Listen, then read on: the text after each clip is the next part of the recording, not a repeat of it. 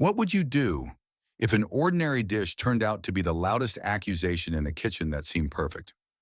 No hidden cameras, no formal complaints, just the scent of roasted chicken, and something about it felt off. One customer left, barely touching the plate. A staff member rushed into the kitchen silent. And then that same tray, one that should have been tossed, reappeared on the cooking line, accompanied by a chilling whisper. Don't ask, just do it.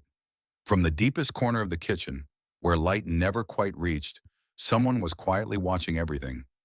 No one asked his name. No one paid attention to him, because he was just the new dishwasher. Quiet, withdrawn. Looked like he'd just stepped off the last city bus. His name was Eli, but what no one in that restaurant knew was that Eli didn't come here to learn how to work. He came to learn how to stay silent long enough for the truth to speak for itself. The rental SUV slowed to a stop by the curb, 3 parking lots away from the restaurant. The midday sun glared through the windshield, casting a diagonal glow across Donovan Reed's cheek, the man in the driver's seat, his eyes cold and still. He didn't get out right away. His gaze settled on the faded red sign, Hearthstone Kitchens, Buffet and Carvery. Branch number 8. The branch he used to be proud of when the chain had just 10 locations. Now there were 20. And since then, strange signs had started to appear. Scattered complaints about stale food, unfriendly staff, customers being ignored, all pointing to this place. Regional management's report. No issues. But Donovan didn't buy it. He had been a kitchen worker once, a man who knew that anything could be hidden on paper, but never the smell of rot. He opened the glove box, pulled out a faded baseball cap, and put it on. The fake beard was already in place. A wrinkled plaid shirt, worn-out jeans, scuffed sneakers. It was all calculated to make him look ordinary. Not a CEO, not the founder, just a random lunch guest walking into a buffet. He stepped out of the car, shoulders slightly tilted to give the impression of a mild limp. A small touch to blur any familiar image from the press.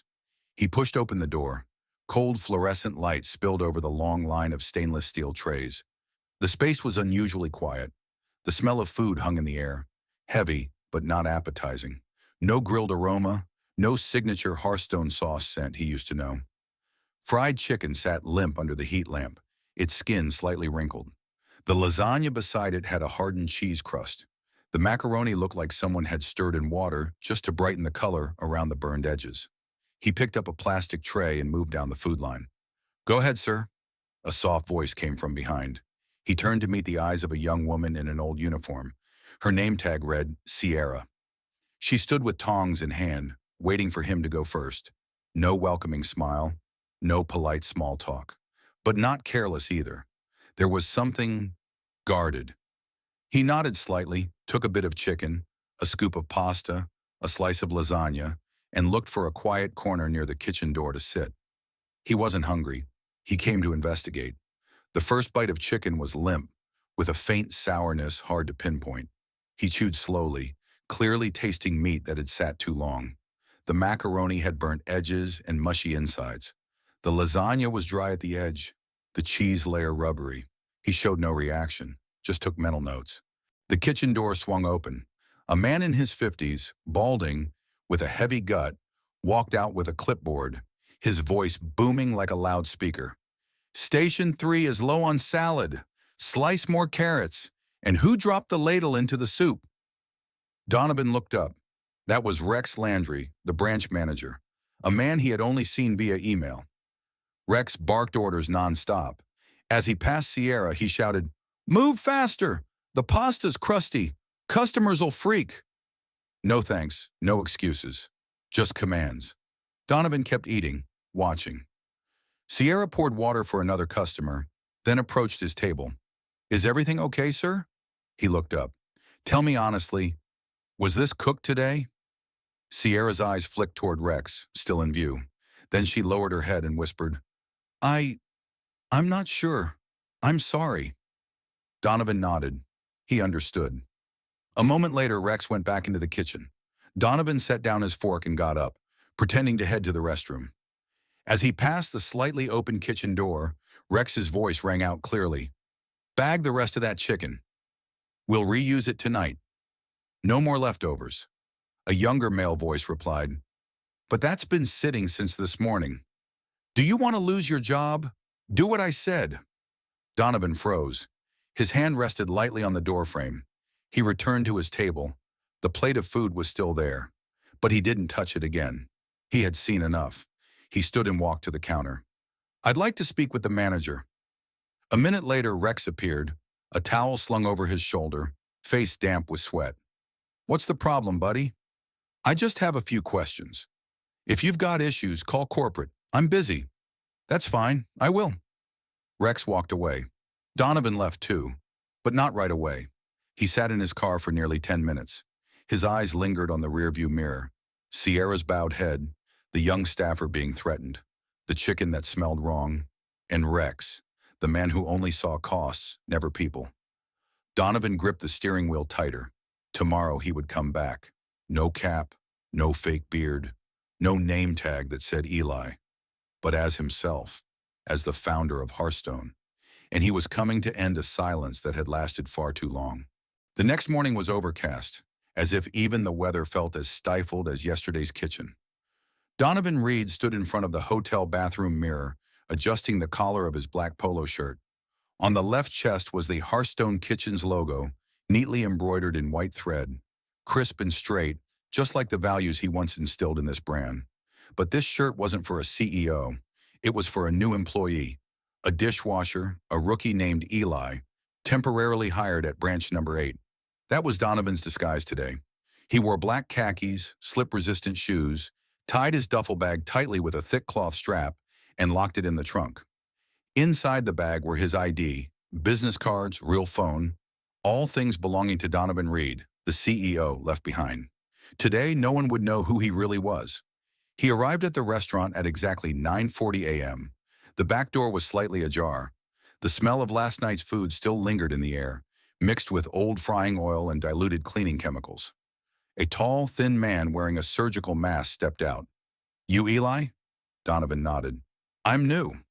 I'm Derek, assistant manager, the man said, his voice dry like a misprinted report. We're short-staffed, no time for proper training. Grab an apron, help with prep, cut chicken, peel potatoes. Know how to use a knife? Yeah, Donovan replied curtly. I've done prep before. Good, get moving. Inside, the kitchen was dimly lit. Rows of stainless steel trays lined the prep tables. The counters still had grease smears. A young woman sat peeling potatoes, her left hand wrapped in a bandage. Across from her, a man named Luis, according to his name tag, was chopping lettuce with impressive speed. New guy, Derek muttered before disappearing. Luis didn't look up. Name? Eli. Got hands? Yes. Good. Gloves, cut chicken. Skin goes in red bin. Meat in blue bucket. Marinades on the left. Move. Donovan nodded. He stepped to the sink, pulled on gloves, washed his hands, and began stripping skin from chicken thighs. His hands were familiar with every tendon, every layer of fat. No one knew the man standing quietly in the corner was the one who created that marinade recipe 10 years ago. An hour passed. No one spoke much. The young woman moved slowly, limping slightly each time she carried a tray to the sink. Donovan noticed but didn't ask yet. Luis watched her every time she stood, but said nothing. The third time she froze midway, Donovan leaned and quietly asked, What's wrong with her? Luis lowered his voice. Sprained ankle, last week. Rex didn't let her take time off. Said, if you can stand, you can work. Donovan said nothing, but his hand gripped the towel he was using to clean the cutting board a little tighter. By around 10:30, the prep station grew chaotic. Derek returned with a clipboard, mumbling numbers. Yesterday, by this time, we'd sold $1,280. Today, it's only $540. He pulled a tray of sausages from the fridge, preparing to send it to the line. Donovan stood nearby. Is that fresh? Derek looked at him like he was an idiot. Leftovers from yesterday, just reheating. Still good. You're reheating cooked meat from overnight? You here to work or interrogate? Donovan stayed silent, but he noted it. Same problems as yesterday, only this time, from behind the scenes. Then Rex appeared. Same clipboard, same military-style bark. We open in 20 minutes. Where's the salad? I don't want wilted greens on the line. Got it?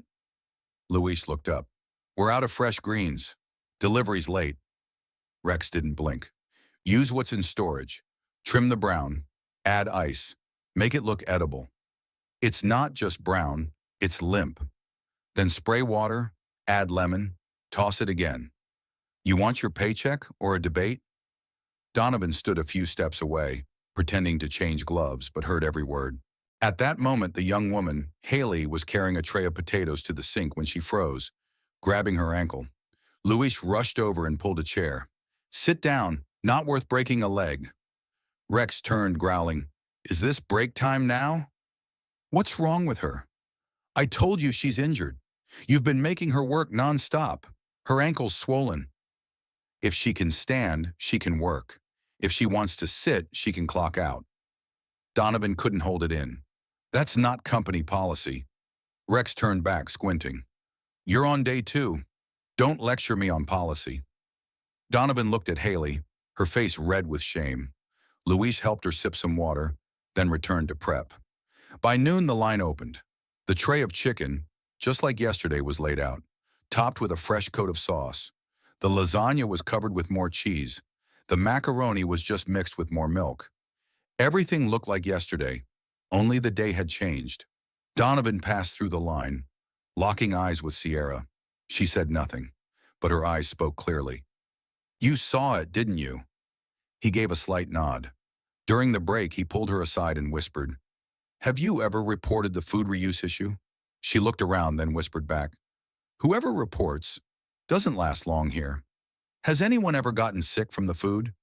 A family last week, but no solid proof. No one dared to file an official complaint. How long has Rex been here? Almost 4 years. Staff turnover's constant, but he's still here. I think he's connected to someone higher up. Donovan said nothing, but he remembered everything. Later that afternoon, he passed through the dishwashing area. An elderly man was scrubbing trays barehanded. His skin was red, cracked. What's your name, sir? Clyde. Why no gloves? Ran out. They said they'd order more, but it's been 3 weeks. Donovan clenched his jaw. He looked down.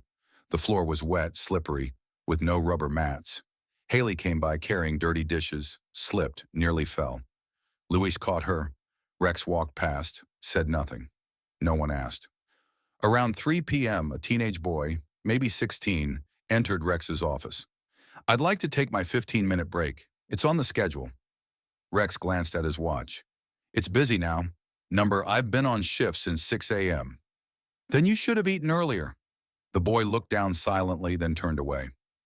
Donovan walked to the locker area and pulled a burner phone from his shirt pocket. He texted his assistant. Pull full employee records for branch number 8. Include resignations, complaints from past 2 years. Investigate Rex's connections. When he returned to the kitchen, Derek was shouting over a missing meat inventory sheet. Luis said he'd emailed it that morning. Sending it to the sky doesn't help me. No paper, no count. Donovan wiped his hands, leaned against the prep line, yelling over missing paper like it's a stolen car. Derek looked over. You don't understand how this place runs. Maybe I'm starting to. He stepped outside, noticing Sierra cleaning the dessert counter. Her eyes were sunken, hands trembling with fatigue. You've been working since morning? Yes, I'm covering for someone who quit. No one filled the shift. Why are you still here? Because I need the paycheck, and some of us don't have anyone backing us up. Donovan looked at her. Now you do. She stared at him, puzzled, but he didn't explain. He left the restaurant through the back door. On the way out, he saw the young prep boy from that morning, Andre, standing near a trash bin, tossing out a bag of spoiled lettuce. Shouldn't be throwing this away, the boy muttered. But it's rotten. Donovan replied, Then you did the right thing. Rex will be mad. Let me handle Rex. He got in his car, removed the Eli name tag, took off the uniform, hands on the steering wheel. This wasn't just a failing location. It was a system that enabled failure. Tomorrow he would return, but this time he wouldn't play a role. This time he would be Donovan Reed, and the silence would end. Donovan Reed walked into his 3rd day at Hearthstone branch number 8 without checking the time. Each step into the kitchen made his chest tighten a little more. Not from fatigue, but from anger. Yesterday, he'd seen a young woman forcing herself to stand on an injured foot, a dishwasher working barehanded, a tray of meat refreshed with new sauce, a boy denied his scheduled break, and a manager who treated it all as business as usual. But what troubled him most wasn't Rex. It was the silence. The silence that blanketed the entire kitchen, keeping everyone's heads down, pretending not to see, or seeing and saying nothing. Silence didn't need to shout. It lived off habit. It seeped in like the smell of old grease in the walls. And today he needed to know, where did the rot in this system begin? 9 a.m. The kitchen was still sparsely staffed. Sierra was folding towels, Luis checking the fridge. Andre, the prep boy from yesterday, washed greens in a sink. Donovan, still in his Eli disguise, entered as usual. Luis nodded slightly. The air felt heavier than ever. The more time he spent here, the more he realized no one smiled in this place. This wasn't the kind of restaurant where managers pat staff on the back and staff joke back. Here, people spoke little, worked fast, and never turned their heads when someone else was being scolded. He was starting to get used to how everyone avoided eye contact, as if looking someone in the eye could get you written off the schedule.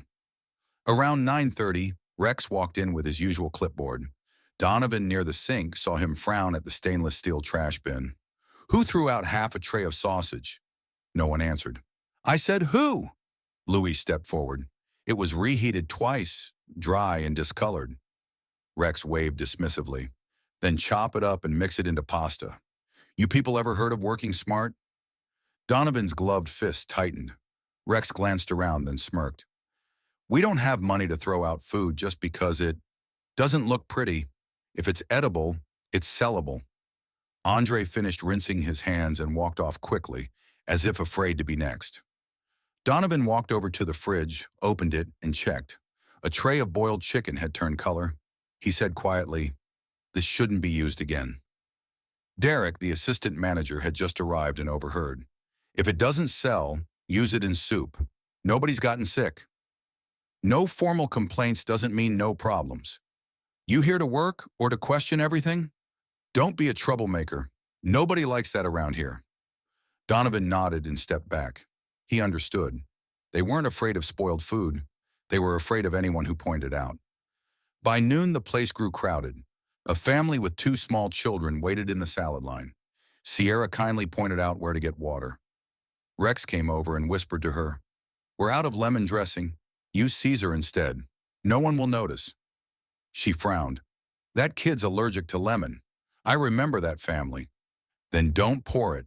Just leave it out. If they don't ask, we don't tell. Donovan stood nearby, frozen. When Rex walked away, he asked, did he just say to serve something that could trigger an allergy without informing the guest? Sierra bit her lip. I've reported things like that before. No one responds. No one from corporate called you back?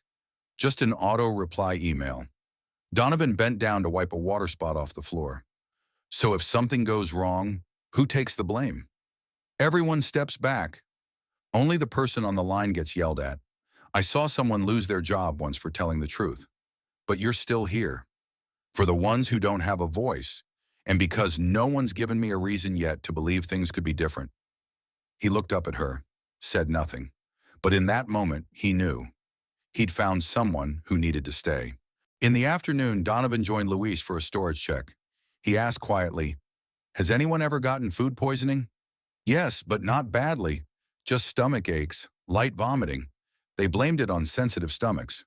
What about internally? People quit without saying why. I know someone who filed a complaint with upper management. A week later, she got transferred to another branch, 100 miles away. And Rex? Untouchable. He once joked, I've got family at headquarters.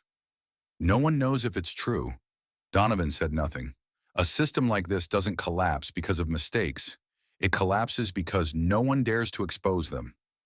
During his break, Donovan stepped into the back parking lot and pulled out his burner phone. He called his assistant.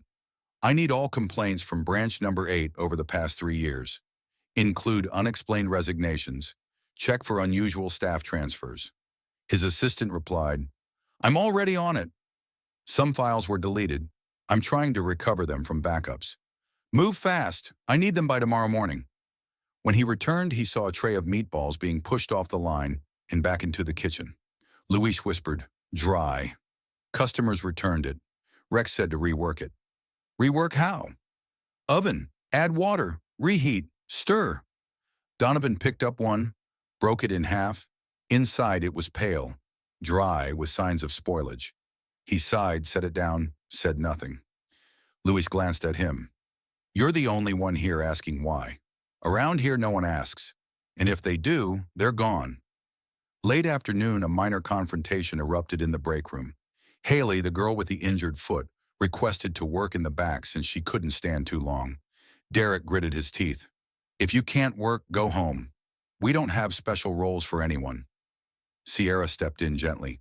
I can help her for a bit. Derek looked at both of them. I don't pay employees to feel sorry for each other. Figure it out or clock out. Donovan stepped in to grab a new pair of gloves, but his eyes never left Haley. Her face flushed, not from shame, but from being dehumanized. When Derek left, Donovan looked at Sierra. No one here is allowed to be weak, or they're labeled a problem, or replaced. No one ever leaves with a scream. They just don't show up one day.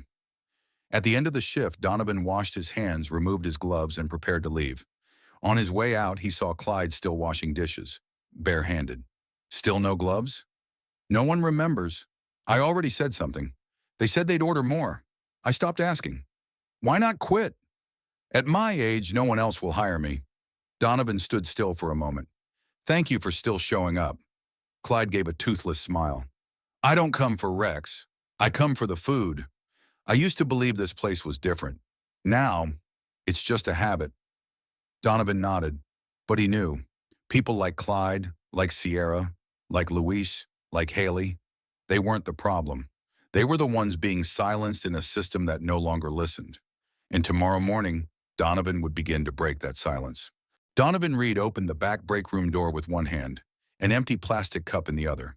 He'd been working for more than 3 hours straight on the prep line, and now was one of the rare moments in the day where he could slip into a quiet corner, not to rest, but to listen. Because it was in these overlooked spaces that the truth began to surface. Inside, a dim neon light cast a pale reflection on the yellowed Formica walls. A whiteboard was cluttered with taped notes, mostly the shift schedule, and one old safety regulation sheet worn down until only a few faded lines remained.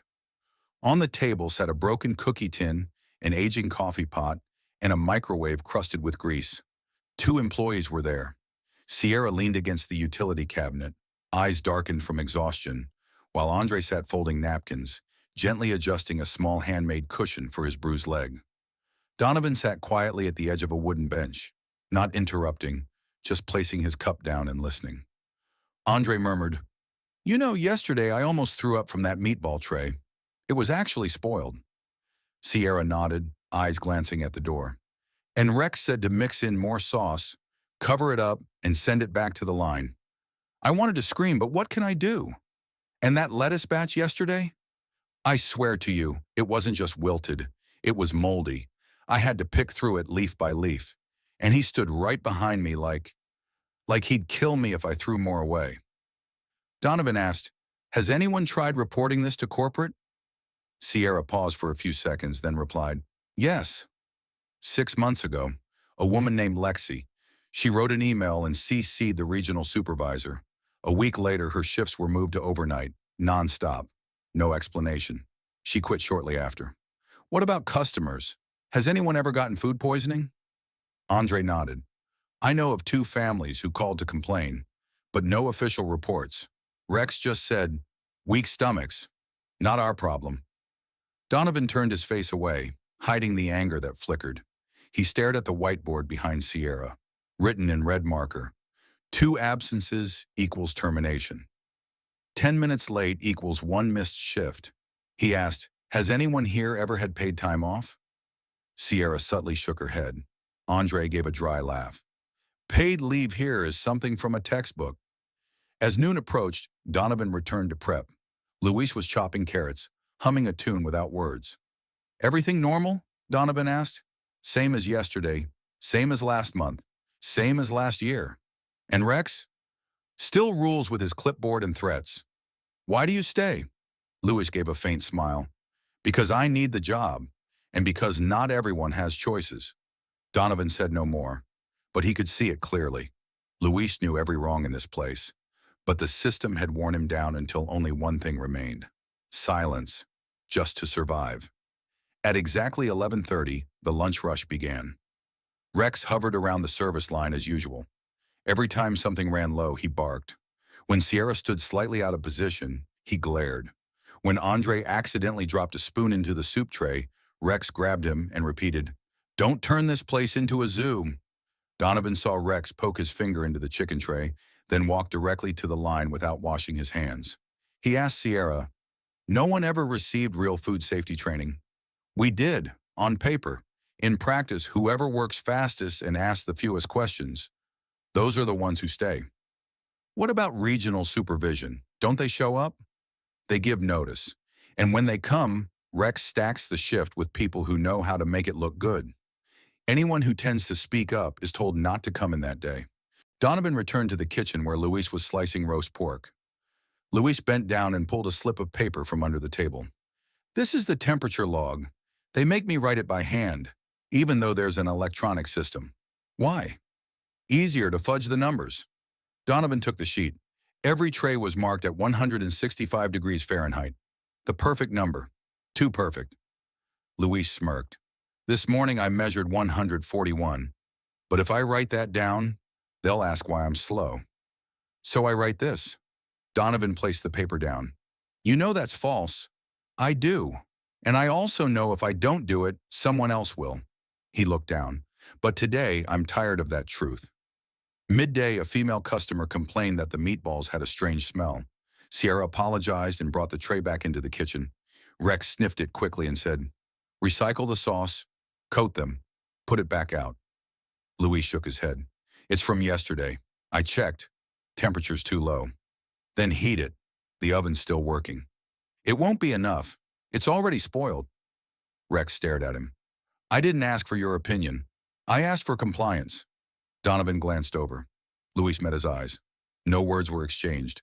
Then Luis nodded quietly and placed the tray in the sink. After the lunch rush, Donovan walked past the break room and saw Andre sitting, clutching his stomach. "You all right?" "The food, I ate some leftover from prep. Now my stomach hurts." "Did you tell anyone?" "Told Rex.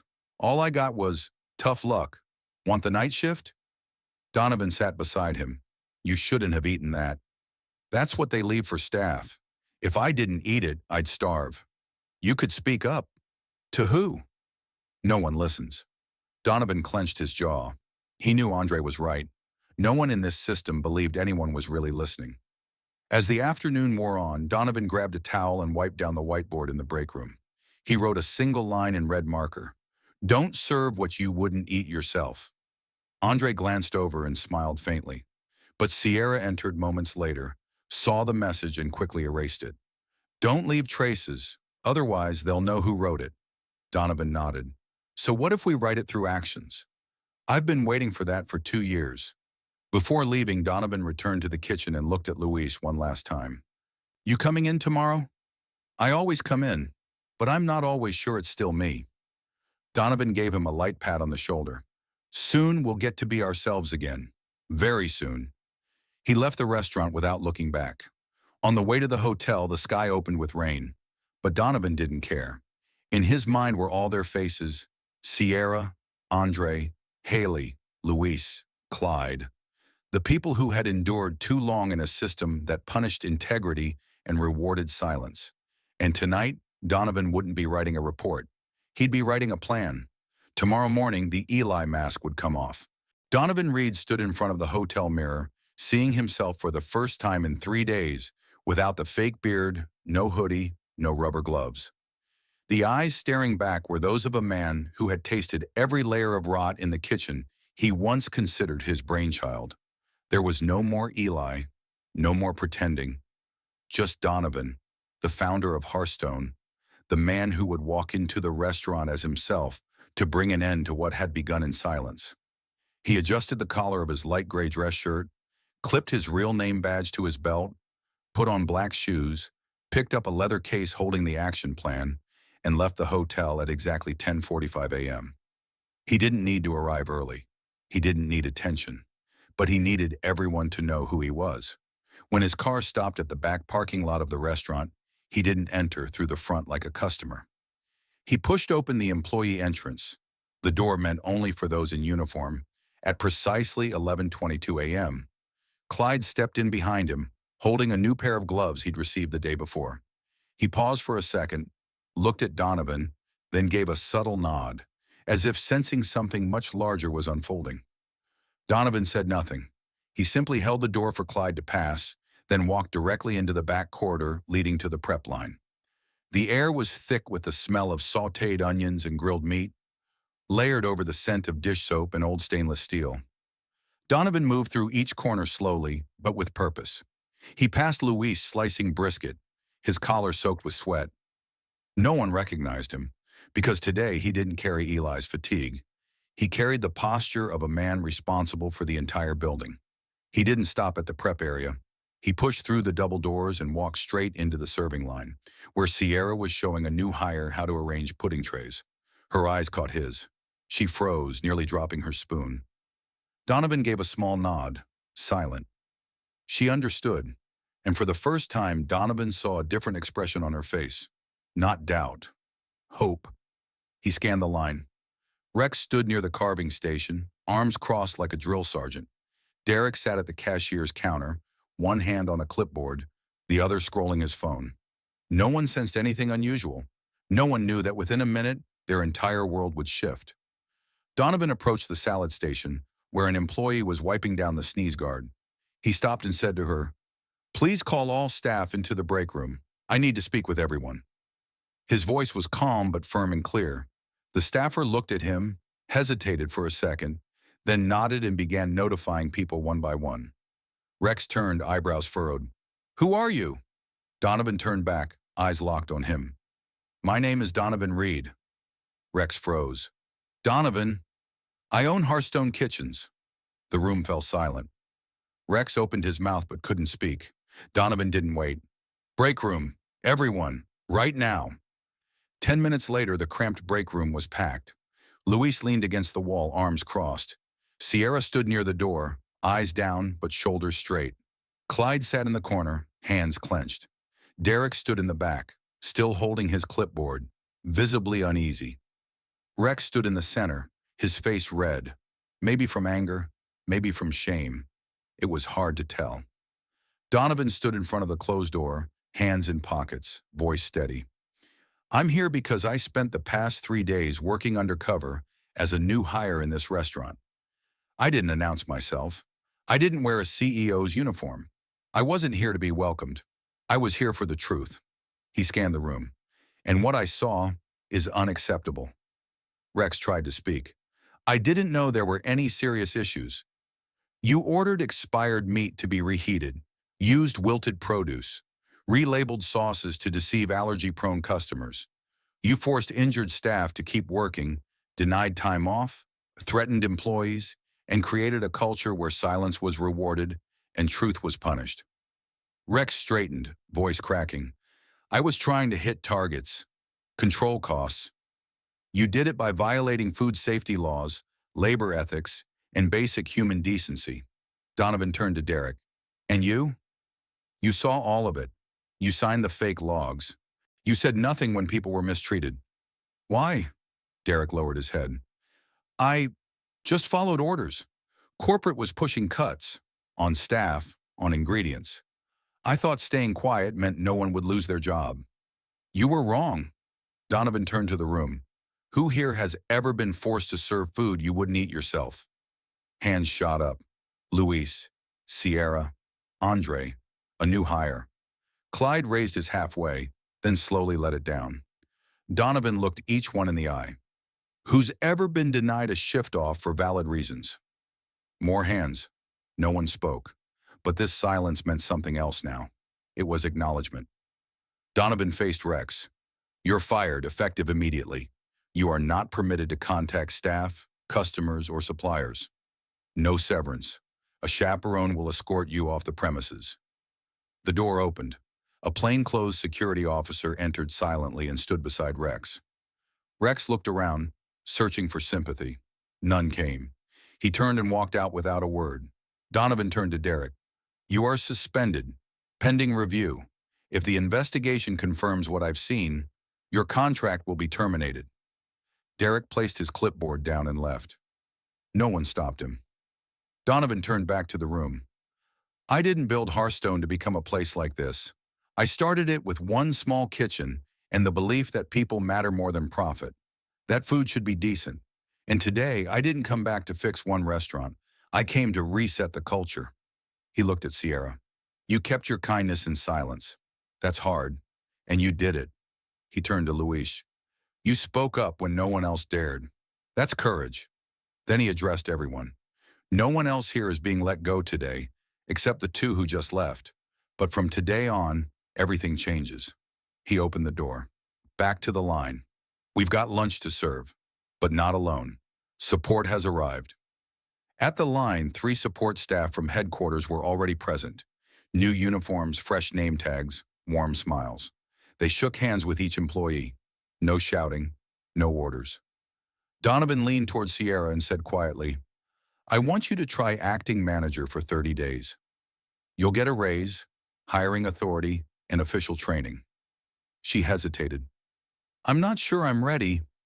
"You've been ready for a long time. You just needed someone to say it." He turned to Luis. "Same goes for you. Interim head chef. I'm sending 2 trainers to assist." Luis nodded. "We're short on equipment. I placed the order. Gloves, knives, temperature gauges. Everything arrives by morning. And remember, if the food doesn't meet the standard, it doesn't leave the kitchen. For no reason." By 2 p.m., the energy inside the restaurant was transformed. The line was stocked with fresh dishes. Customers were smiling and laughing. Sierra moved through the dining area like someone who belonged. Luis checked each tray, thermometer in hand. Donovan stood near the entrance, watching it all unfold. An older woman approached. "Are you the manager?" "Number Y, I just work here." "Well, whoever did something today, thank them. It's the first time this place has felt alive." He smiled. "I'll pass that along." As she walked away, he turned to Luis. "We need 2 more people. Hire carefully. This time we'll choose right." Choosing right isn't about experience. It's about how they treat others. Donovan stepped outside. The midday sun warmed his shirt. This time he wasn't leaving to hide anything. He was leaving to prepare for the next visit. No announcements, no schedules. But one thing was certain. He would return. And next time, they wouldn't need to recognize him. Because what he wanted was for them to stay true to themselves, even when no one was watching. The employee break room at Hearthstone Branch Number 8, once filled with looping sighs and lingering fatigue, was now witnessing a shift none of its occupants had dared to imagine. When Donovan Reed walked out of that room just minutes earlier, carrying the air of a man who had cleared the sky, those left behind hadn't yet found their breath. No one spoke. No one made eye contact. Luis leaned against the wall, arm resting on the old cutting board, eyes still fixed on the door Donovan had exited. Sierra clenched her hands, feeling the unfamiliar weight of authority drop directly into her lap. Andre glanced around, clearly wanting to ask something, but keeping his lips sealed. Clyde sat quietly in the corner, his expression unreadable, somewhere between relief and worry. It was the kind of silence that settles after truth drops into a room used to pretending. A room accustomed to yelling was now learning how to hold real silence. After 5 minutes, Sierra was the first to speak. Not loudly, not dramatically, just simply, "I didn't think he was the CEO." Andre nodded. "Me neither. I thought he was just an older guy trying to pick up hours." Luis inhaled slowly. "I had a hunch. There was something in the way he watched things. But I never imagined. He was the actual owner." Clyde twisted the cap off a bottle of water and said softly, "First time I've seen someone at the top actually listen to us like that." Sierra turned to the group. "What do we think? Has anything really changed?" Luis shrugged. "Not sure yet, but at least we've got a shot." No one laughed, but no one doubted either, and that in itself was something new. About an hour after Donovan left the break room, the restaurant operated under a completely different rhythm. The food line was entirely refreshed. Support staff from headquarters greeted each worker personally. Sierra, now officially assigned by Donovan as acting supervisor, started organizing shifts and reteaching sanitation procedures. Luis rechecked all heat trays using proper thermometers this time, instead of jotting down guesses by memory. Clyde received 3 new pairs of gloves, a waterproof apron, and a guaranteed 10-minute break every 2 hours, something that had never existed before. Andre, for the first time, was allowed to eat his proper staff meal without scavenging from leftovers. What once seemed small suddenly became everything. At the end of that lunch shift, Donovan returned to the break room for a second time. This time, there was no surprise, no masks, no demand for silence. He came to listen, and the room, once a vault for stifled voices, was ready to speak. Sierra handed him a new schedule she'd handwritten. Donovan reviewed each line, shift rotations, support roles, no more than 3 consecutive days on the hotline. He nodded. Good. Then turned to Luis. How's the kitchen? I reorganized the stockroom, labeled expiration with both colors and timestamps. New hires are trained directly, not by old staff. Any pushback? Not yet, but some folks aren't used to being asked for their opinion. Donovan smiled. They'll get used to it, because soon that's how we'll do everything. The door opened. A new employee, Leon, walked in holding a clipboard. I had a question about the roast temperature. Is now a good time? Donovan nodded for Luis to handle it. As Leon left, Donovan looked at him. He's new? Just 3 days. And already asking like that. I encourage it. Before asking questions meant you were a problem. And now, if you ask with purpose, you're heard. Donovan nodded. We don't need perfection. We need honesty. As Donovan prepared to leave, Clyde called out softly, Mr. Reed. Yes, Clyde. The other day, I thought you were just a long-time dishwasher. I'm sorry. No need to apologize. I was a long-time dishwasher. The room chuckled, a light, genuine laugh, the first in many months. Clyde added, and thank you for keeping your word. I've only just started keeping it, Clyde, but I won't stop. Later that day, an internal email went out to all regional staff. Donovan didn't use flowery language, just one short paragraph. Starting today, branch number 8 will operate under a transparent staffing model. All employees have the right to speak up, report issues, and be protected. Other branches will follow once the audit system is completed. Any region that delays response, I'll come personally. Within hours, the headquarters phone lines lit up with unofficial calls from neighboring branches. Some offered congratulations. Some sounded nervous. At least 3 regional managers asked, Are surprise inspections coming? Donovan's response, No inspections. I'm coming to work. It was the only promise that made the entire system pay attention and slowly begin adjusting from the top down. That evening, Sierra stayed behind alone in the break room. She picked up a red marker and wrote on the freshly wiped whiteboard that Donovan had cleaned that morning.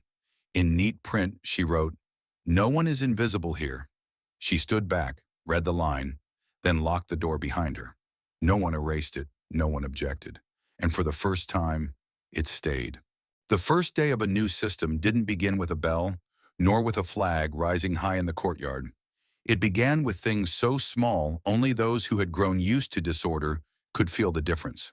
That morning, Sierra arrived at the restaurant nearly an hour earlier than usual. No one had asked her to, but ever since Donovan placed her in the role of acting supervisor, she hadn't been able to sleep at her regular time. Not because of pressure, but because, for the first time, she felt what she did might actually matter. She unlocked the front door with a new key card, turned on the lights in the dining area, then walked straight into the kitchen. Everything was quiet.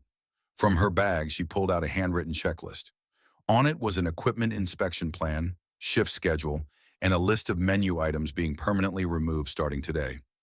Luis arrived not long after, carrying a plastic box containing his personal set of knives, each one meticulously cleaned the night before.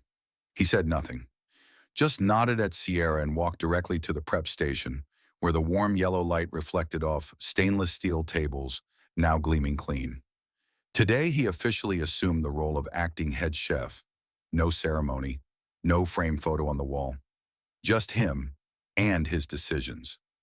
At 8:45 a.m., two internal trainers from headquarters arrived, wearing new uniforms and carrying checklists. Sierra greeted them at the door, shook their hands, and introduced them to the present staff.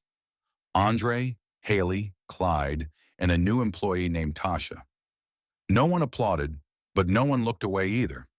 Haley, with her foot now mostly healed, was assigned to the salad station, where she wouldn't need to stand too long. Andre was given a trial shift on the dessert prep line. Clyde received a new waterproof apron and a pair of slip-resistant shoes. Donovan had made it clear, no one works in a condition I wouldn't step into myself. One of the trainers, Marcus, suggested checking the stockroom before the morning deliveries. Luis went with him. When they opened the walk-in fridge, both men paused in front of a tray of raw chicken with no label. Luis looked at Marcus. "It's from last night. I'm not sure when it was shelved." Marcus leaned in, took a temperature reading, noted the result, then nodded. "If you're not sure, discard it. From now on, we don't guess with food." Luis nodded. "Agreed." And just like that, the tray was thrown out. No one argued. No one covered it up. It was a small victory, but one that hadn't been possible just 3 days ago. Sierra spent most of the morning inspecting equipment. The list she had sent Donovan had already been approved overnight. A new knife set, 4 color-coded cutting boards, 3 infrared thermometers, a humidity-controlled prep cabinet, and a ceiling fan for the hotline area. All had arrived just as promised. When she pinned up the sign titled Food Safety Policy, updated this month on the board, no one rolled their eyes. No one tore it down. Andre read it aloud, line by line, then asked genuinely, "Did we ever have this before?" Sierra answered, "We did." No one paid attention. And now? Now everyone reads it. By lunchtime, when customers began arriving, the atmosphere had completely changed. The buffet line had been fully replaced. Nothing from yesterday remained. Nothing had been reworked. Every tray had a timestamp. When Sierra checked the macaroni tray at 12:30 p.m. and noticed the edges drying, she didn't stir in milk. She signaled for a full replacement. Andre quietly removed the tray. Marcus observed and nodded. No one said, "What a waste." No one said, "It's still edible." It was the first day every dish that left the kitchen met both the standard and the conscience. Around 2 p.m., Donovan returned. Not with the gaze of a boss doing rounds, but with the look of someone searching for signs of life.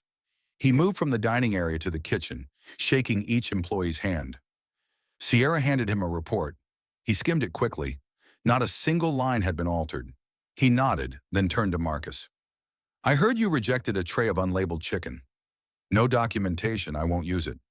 "Good." Luis agreed right away. Donovan turned to Luis. "Thank you," Luis replied simply. "Just doing what's right. Not because you said to, because now I finally can." Donovan nodded.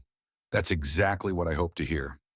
After lunch, Donovan held a brief meeting with Sierra and Luis in the break room. He laid in front of them 2 temporary contracts, each valid for 30 days, with training support, pay increases, and the right to challenge policy if needed. This isn't a reward. This is responsibility. If there's a problem, speak up. If you need extra help, ask. If someone tries to bring back the old culture, cut it off immediately. Sierra said, "I need one thing." "Name it." "The authority to reject suppliers if ingredients are substandard." "You have it now." Luis asked, "What about anonymous reporting?" "It's active. All reports come straight to me. No regional gatekeepers." Both nodded. Donovan concluded, "You're not alone. And no one here has to choose between doing right and keeping their job anymore." When Donovan left just before 4 p.m., the restaurant was still brightly lit. The support team would remain through the end of the week. A new note was taped to the break room board. "No one is invisible here, and no dish should be hidden under sauce." That line came from Andre. No one erased it. On the 4th morning since Donovan revealed his identity and removed Rex and Derek from branch number 8, the air inside the Hearthstone restaurant carried a scent no one could quite name. It wasn't grilled meat, nor freshly baked bread, and it definitely wasn't sautéed onions. It was the scent of cleanliness, of freshness, and of something rare in any high-pressure workplace. Trust. Trust that today wouldn't be like yesterday. That the person beside you wasn't waiting to assign blame. That even the smallest decision, if rooted in integrity, would be heard. Sierra entered through the staff entrance at 7:55 a.m., carrying a freshly printed shift schedule in one hand and a coffee in the other, made by Andre ahead of time. She looked around and saw Clyde wiping down the dish station, even though his shift hadn't started. Haley experimenting with a new salad tray layout she'd thought up the night before. Andre was posting the new duty chart, explaining it to Tasha, the newest hire, who would be assisting Sierra on the main buffet line today. Louis stood in the parking lot speaking with a produce supplier, list in one hand, red pen in the other. Everything looked like a normal day, unless you knew how bad it had once been. In the kitchen, Marcus, one of the two trainers from headquarters, stood silently in the corner, clipboard in hand, taking sparse notes.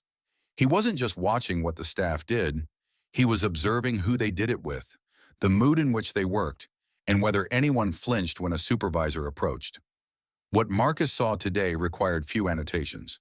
For the first time, no one shrank back, no one raised a confused brow, no one avoided eye contact. When Haley dropped a tray of lemon-marinated cucumbers, she gasped, and Sierra turned without scolding, asking no questions, simply saying, "Toss it, grab a fresh batch from the cooler." No one earned points, no one lost them, but everyone understood. That response didn't come from fear, it came from a new habit. The habit of believing others were trying to do the right thing too. At 9:30, Sierra led a quick standing meeting. 10 minutes. She distributed responsibilities evenly and reviewed the 3 principles posted on the board 2 days ago. 1. Don't serve anything you wouldn't eat yourself. 2. If a dish doesn't meet standard, discard it, don't fix it. 3. No one is a nuisance for speaking up at the right time. Tasha raised her hand. What if a customer asks for something that's no longer on the line? Sierra replied, be direct. Say it's not available. Don't rush to remake it. Customers come here for honesty, not tricks. Louis nodded. The reason they come back is exactly that.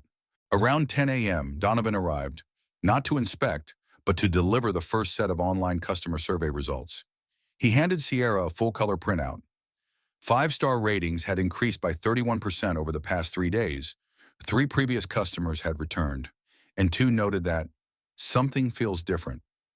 He said simply, it's not a huge data set yet, but the trend is clear. Sierra replied, I know. I've seen it in customers' eyes. Donovan smiled. Have you seen it in the staff's eyes? Yes, but there's still fear. Not of me. Fear that this might be temporary. Then prove it's not. How? By not saying anything.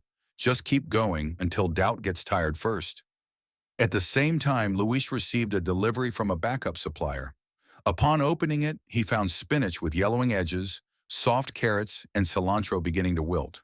He called Sierra, then brought Marcus over as witness. Marcus documented everything with photos. Sierra called the supplier directly and said only one sentence. We're rejecting the whole order, and we won't be using you for the rest of this week. No apologies, no softening, just a decision made right. An hour later, a new supplier arrived with fresh stock. Donovan asked Marcus, I don't need them to get it right every time. I just need to know. Do they have the courage to say no? Marcus nodded. Today, they did something they only dared to think 3 days ago. That lunch shift wasn't unusually busy, but guests stayed longer. A mother with a small child sitting near the window called Sierra over and said, My son's allergic to eggs. The dessert station worker asked me 3 times before handing me the spoon. I really appreciate that. Sierra looked at Andre, who was walking by. It was him. Andre blushed. I just asked again because I wasn't sure. Donovan leaned in. You didn't ask because you were afraid of getting yelled at anymore, did you? Number Y asked because I knew no one would yell. Donovan gave his shoulder a light pat. At the end of lunch, Donovan pulled Sierra and Luis into the break room. He handed them a preliminary rollout plan for a broader staff policy called Internal Listening, Accountability from the Root. He asked, Do either of you have recommendations before we go wider? Luis said, Don't start with policies. Start with people. Train those who know how to listen first. Policy will follow. Sierra added, one more thing. Go ahead. Send 2 staff from HQ to work here for a full month, not to monitor, to live it. So when employees speak up, they don't hear, it's easier at HQ. Donovan nodded.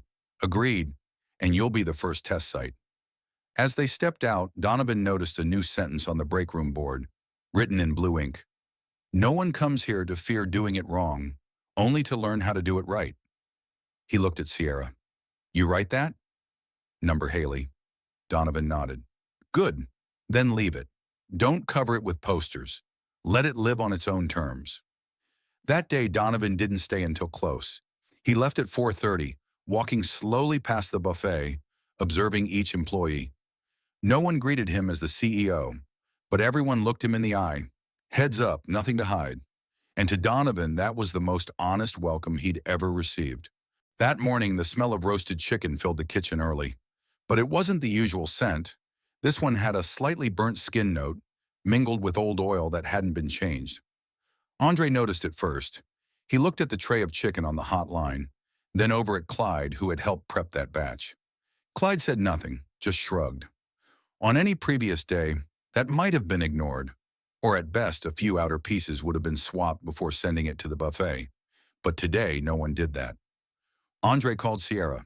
She came over, looked closely at the tray, then carefully picked up a piece with tongs and placed it on a clean ceramic plate. She cut into it with a knife. The inside wasn't exactly raw, but it was clearly uneven. The skin was burnt. She looked up, not blaming Clyde, not reacting harshly. She asked one quiet question that silenced the whole kitchen. If this tray was for your own family, would you serve it? Clyde hesitated. Andre stepped in. I don't think so. Sierra nodded without judgment. Then we're not serving it to our customers. She took a pen and struck roasted chicken off that day's menu. No one argued, but the bigger surprise came 10 minutes later. Eli, the man still washing the roasting pans from that batch, stood in the dish area, watching a piece of chicken fall from the pan, grease soaking into his pants. He hadn't spoken all morning, but when Sierra walked past, he spoke for the first time since his second day on the job. That chicken this morning, it wasn't from a new batch. She stopped, turned. What did you say? That batch was from the rejected lot the other day. It was left in the freezer. Someone pulled it out and used it today. The whole kitchen froze. Sierra didn't ask who. She didn't accuse. She just took a deep breath. Are you sure? Eli nodded. I saw the batch code, and I remember the smell. Marcus, standing near the storage area, stepped forward. He didn't interrupt. He simply asked, You remember the batch code?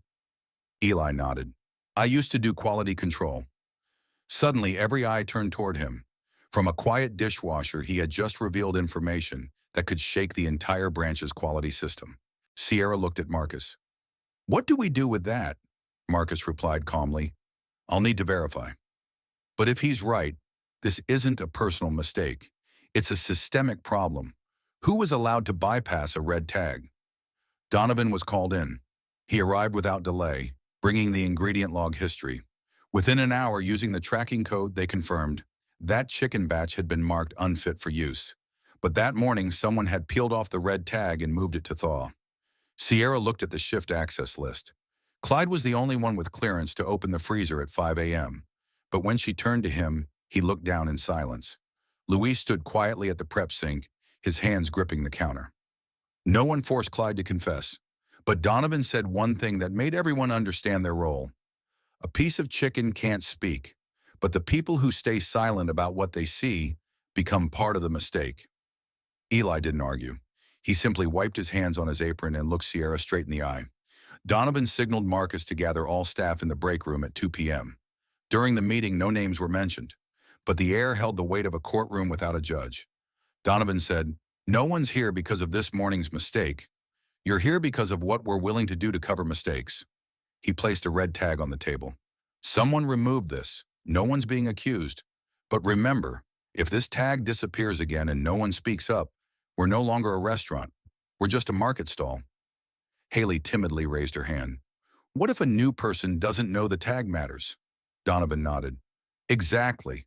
From now on, anyone in quality control must go through formal training. Luis, you'll handle that. Luis nodded. Clyde finally spoke. I took the tag off. I thought it'd still be okay. Just needed to cook it longer. Donovan didn't interrupt. He let him finish. I didn't want to bother anyone since I saw the manager was in a meeting. Donovan asked. So you removed the tag because you thought no one would notice? Clyde nodded. Because I thought no one cared. Donovan didn't get angry. He said softly, starting today, everyone will care. At the end of the meeting, Eli was the first to walk out. He didn't speak to anyone. But when he passed Marcus, he paused. If you're building a QC system, I can help. I wrote one at my last place. They ignored it because it took too long. Marcus looked at him like a new teammate. Do you still have it? Number. But I remember every step. Then sit down and write it again. The story spread quickly, but not as fast as the effect it had in the week that followed. No one rushed to load ingredients into the hotline without inspection. No one pretended not to see a red tag. And strangely enough, no one feared being scolded anymore. Because what everyone feared now wasn't anger. It was damaging something new, a trust that was beginning to grow. Eli returned to his dishwashing duties. But each day after his shift, Marcus kept him back to help rebuild the new quality control protocol for the entire chain. Each time Sierra passed by, she'd leave another handwritten note. Add core temp check step. Don't forget to inspect pan bottoms. Final question for last checker. Would you eat this? That last line, it all began with Sierra's question that morning. One piece of chicken, one look, one honest sentence, and an entire system had to change. The morning sunlight slipped through the glass slats behind the kitchen, casting a line of light across the stainless steel table where hands had begun to move with intention. The sound of the industrial dishwasher was no longer heavy and oppressive, but part of a shared rhythm, a background beat for something quiet but profound. Rebuilding. No one said it aloud, but everyone in the team could feel it. The suffocating tension, the fear-laced silence, the guarded glances, they were gone. Donovan no longer had to listen closely in the break room to hear who was complaining about whom, because now things were said directly. There was truth, there was dialogue, and there were small, sincere bursts of laughter, rare but real. Integrity now had a scent in this kitchen. The smell of fresh food, the smell of oil changed on time, the smell of a clean floor, and the smell of coffee brewed in the old pot. But no one dared dump it recklessly anymore. The new quality control sheet handwritten by Eli was posted at the shift start inspection board. No one tore it down. No one ignored it. Clyde, the same one who had once been warned for removing the red tag, was now the first to inspect the morning deliveries. Not out of fear, but because he understood. Once you begin to do things right, respect finds its way back. Marcus was no longer just the quiet sous chef. He began mentoring Clyde, not to command, but to explain each step. Sometimes it was just a question. Do you think this flavor fits today's entree? And Clyde answered without hesitation. That for Marcus was a bigger victory than any culinary medal. Sierra no longer carried her clipboard to record mistakes. Now she used it to write down positive actions. At the end of every shift, she would summarize. 3 people cross-checked ingredients. Andre spotted eggs nearing expiration. Luis suggested clearer labeling, everything was noted, read aloud, and recognition was given where due. No bonuses, no employee of the day. Just a nod. But in a world long shaped by silence and suppression, the right nod at the right time was the most valuable thing of all. Donovan didn't rush to change everything overnight. He chose a one change per week strategy, starting with the smallest shift. Removing the sign that banned talking during work hours. In its place, talk while your hands still work. Everyone laughed, but no one protested. He placed a tray of leftover bread near the dishwashing area with a small sign. For those who didn't have time for breakfast. No need to ask. It was clear it was Donovan's gesture for Eli. But soon others began to take from it too. And of course, anyone who took something left something. A carton of milk, a bag of fruit, or a handwritten note. A small community began to form. No club, no title. The first big change Donovan implemented was reviving the quiet end-of-shift huddle. No chairs, no reports, just standing together for 5 minutes.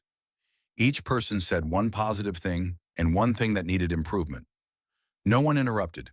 At first, only Sierra and Marcus spoke. But by day 5, Andre shared that he had nearly dropped a hot tray on a guest's foot and thanked Luis for catching it in time. No one laughed, no one mocked. Donovan simply said, "Thank you for being honest.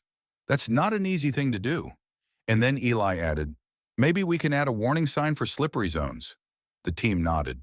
Donovan replied, "Add it." Everyone looked around. No one had imagined that the suggestion of a dishwasher would be implemented within 30 seconds. The following week, Marcus organized a mini tasting session, the first in months, not to pick new dishes, but to collectively revisit the old ones. If this were your first time dining here, would you come back? The question was written on each sheet handed out. Clyde, once indifferent, was the first to write, "I would come back if I could meet the person who made this dish," and he pointed to Sierra. Everyone burst out laughing. But instead of blushing, Sierra replied loudly, "Then next time I'll make fish and ask you again." It wasn't just a tasting, it was a revival of pride. Eli still didn't speak much, but each morning he arrived 15 minutes early, not to wash dishes, but to check storage. No one assigned him the task. No one stopped him. And then one morning he placed a notebook on Donovan's desk. Suggestions for improving storage procedures. Donovan didn't ask who wrote it.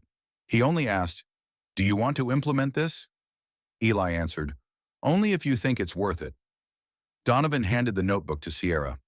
"Plan a 2-week trial," and Sierra added a small note. Based on Eli's draft.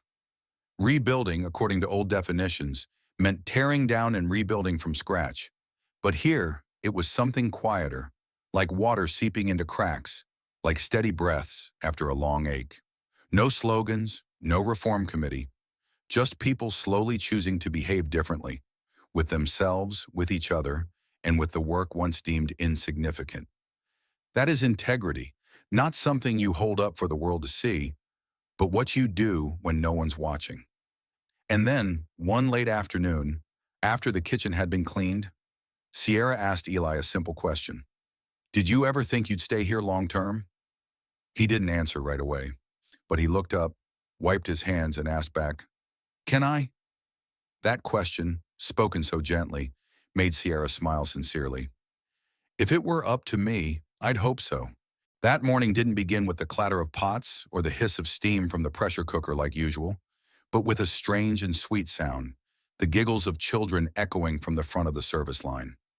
Donovan looked up from his notebook, a bit confused. In the distance, a group of elementary school kids, about 10 of them holding little notebooks and colored pencils, were being led into the kitchen by their teacher for a career day field trip. He had agreed to it weeks ago, but with all the changes and reforms lately, he'd forgotten today was the day. What no one expected, though, was that those small, innocent giggles would become the loudest echo of pride the kitchen had heard in months. Children weren't cautious like adults. They asked about everything. Why wear gloves? Why mark the date on the milk container? What's that big tank for? Why is there fire but no smoke? Every question made the chefs laugh, and no one saw it coming when a curly-haired boy with glasses walked straight up to Eli and held out his hand. "You wash the dishes? Can I shake your hand? You're really good at it." No one burst out laughing. They fell silent. Marcus quietly turned away to hide his emotion. Sierra mumbled under her breath, "He really is good." The visit only lasted 40 minutes, but its impact lingered all day. After the kids left, they left behind a small crayon drawing, a kitchen with 3 people smiling, one holding a ladle, one with a mop, and one doing the dishes. Below the sketch were the scribbled words, "These are the people who cook up a happy day." Donovan taped the picture to the walk-in freezer door. No one objected. It was the first time all year that every level of the kitchen staff was represented equally, in the eyes of those untouched by prejudice, children. That afternoon, Donovan gathered everyone together. No clipboard, no performance charts. "I think," he began, "we did something right today. Not for sales, not for any association standard, but for those laughs this morning, Those kids trusted us from the very beginning, and that didn't come from titles or uniforms. Sierra added, they trusted us because they saw kindness, and because nobody yelled at them. Marcus nodded.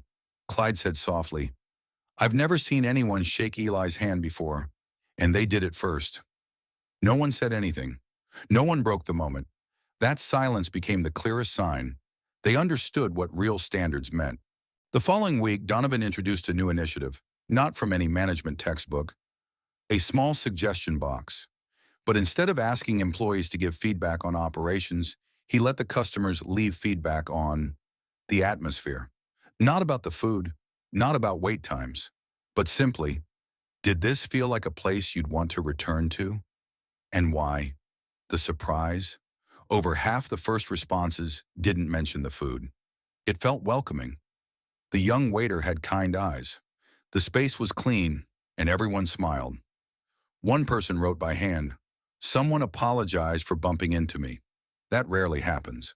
An elderly guest left. I think the person washing dishes here is happier than the head chef at other places. Donovan gave that slip to Eli. He said nothing, just stuck it into his quality logbook and went back to work. Word about the children's visit spread. A local reporter heard about it from the teacher and asked to write a feature story. Donovan agreed on one condition, no photos of staff if they didn't want them. The result was a front-page article in the local section titled simply, A Kitchen Without Yelling. The accompanying photo was just a pair of gloves hanging on a hook, with the dim glow of the dish station in the background. No names, no promotions. But the story was shared thousands of times. One comment read, if I knew where this kitchen was, I'd eat there for life. And underneath it, a former customer added the restaurant's address. The old standards, performance metrics, surprise audits, quarterly ratings, were quietly removed by Donovan, one by one. In their place, he asked each shift lead to write a trust report, not to flag errors, but to recount a moment in the shift where they felt the team was truly operating on trust. One time, Sierra wrote, when Luis asked if I was okay after I kept coughing. He's not a doctor, but I knew. That's how someone with character asks. Marcus noted, when Clyde told me the beef was a bit over-seasoned today and I didn't snap. That's when I knew I wasn't the same chef I used to be. Eli wrote only one line. I no longer flinch when someone calls my name. At the end of that month, the restaurant was chosen to host the regional chefs gathering. For the first time, Donovan didn't step forward to do the welcome. He gave the stage to Marcus. And when Marcus introduced the person who helped us come back to life from within, he didn't say Donovan's name. He said, Eli's. The whole room turned to look. Eli was standing in the corner, still holding a mop. He looked stunned. Marcus nodded, serious. He is our new standard, not because of his title, but because he doesn't shout, doesn't brag, and every action is consistent. That meeting didn't introduce any new dishes, but something real was taken home. A new definition of standard. The final morning arrived without a speech, without a formal announcement. No loudspeaker, no papers taped to the wall. Donovan stood by the restaurant's back door at 6:45 a.m., holding a steaming cup of coffee, observing everything unfolding as naturally as if it had been this way for years. The delivery truck arrived on time without reminders. Eli opened the back door without being told. Sierra stepped in, quietly humming an old melody she used to sing only when she still believed in gentle mornings. The atmosphere was strangely peaceful, not because there was nothing to do, but because everyone knew their role and carried it out with mutual respect. This kitchen was no longer a place for giving orders. It was a piece of music, and each person was a note played at the right time. No one needed to lead. No one needed to assert their role. Because this transformation didn't come from a new policy. It came from memory, from a series of silent moments each person had witnessed. A nod when a dish was cleared with nothing left. A time Sierra cleaned the stovetop for someone else. A look of empathy when Clyde dropped a knife. These small acts, repeated daily, wove together a voice so clear it no longer needed to be spoken. This kitchen had found its own voice. Donovan no longer wore a name tag. He left it in a drawer. Instead, he wore an apron like everyone else. He didn't walk in like a CEO. He walked in as part of the team, and no one pretended not to recognize who he was anymore. But no one said it out loud either, because truth doesn't need to be declared when it's already being lived. Eli didn't change how he stacked the knives, even though now everyone knew he was the man people across the county were talking about. Sierra still wrote careful notes on every delivery tray, even though she knew she could leave any time and be welcomed at a better place. But they didn't leave, because this place had become theirs, not because of contracts, but because of trust. That day, a regular customer returned, an old man named Harold, the one who had yelled at Sierra a few months back over cold soup. But this time, he didn't come to eat. He brought a picture frame. Inside it was the printed newspaper article, "A Kitchen Without Shouting," that his granddaughter had framed for him. He said, "I used to think this restaurant was just a machine. Now I see it's more like a person. I don't eat anywhere else anymore." Donovan hung the frame on the wall near the dish station, and for the first time, Eli was the first to nod. That afternoon, a surprise health inspection team showed up. No one panicked. No one scrambled to hide anything. Clyde even gave them a tour as if it were routine. And the result wasn't just a perfect score. It came with a brief comment. "We've never seen a kitchen this calm, yet this meticulous." No one celebrated. They just went back to work like always. And that was the victory. At the end of the shift, Donovan gathered everyone together. No papers, no clipboard. "I just want to say one thing," he began. "I used to think I was building a restaurant, but it turns out I only built a shell. It's all of you who gave this place a soul. I used to be the one who designed the model, the system, the rules. But I was wrong. No rule is stronger than kindness repeated every single day." Sierra asked gently, "So what are you now?" Donovan smiled. "I'm the best lettuce washer today." Everyone burst into laughter. Eli nodded. "Not bad, but don't touch my cutting board." That evening, Donovan stayed behind. He stood in the empty kitchen, the lights soft, the floor spotless. No machine noises, no clinking knives. Just the sound of remembering. He opened the last drawer, the one that used to hold old photos from opening day, and he replaced the picture of the golden wall with the red ribbon with the crayon drawing from the kids, the one where Eli, Marcus, and Sierra were smiling. And underneath, he wrote a single line in pencil. "This kitchen doesn't have to speak. It's already been lived right." There are places that were once built only to generate profit, only to operate like machines. But then, through small acts of kindness, through the quiet hands of a dishwasher and eyes that know how to listen, those places become something else, a home. Not because someone gave a speech, but because people learned to stay silent at the right moments and act when it truly mattered.